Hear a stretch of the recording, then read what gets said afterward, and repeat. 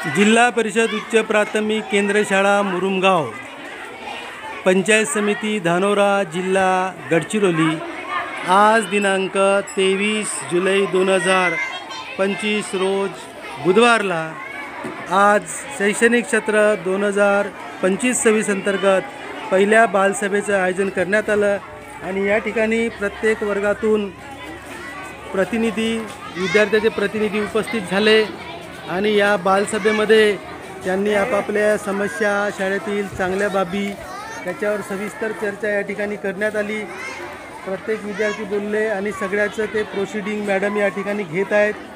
सगळ्या विद्यार्थ्यांनी समस्या आपल्या सांगितलेल्या आहेत आणि शाळेचं ध्येय धोरण, शाळा कशी असावी, भौतिक गरजा काय आहेत त्यांचीसुद्धा त्यांनी मागणी केलेली आहे आणि अतिशय चांगल्या वातावरणात या ठिकाणी जिल्हा परिषद उच्च प्राथमिक केंद्र शाळा मुरुमगावची बालसभा इथे या ठिकाणी संपन्न झालेली आहे। सगळ्या विद्यार्थ्यांचा या ठिकाणी आभार, धन्यवाद।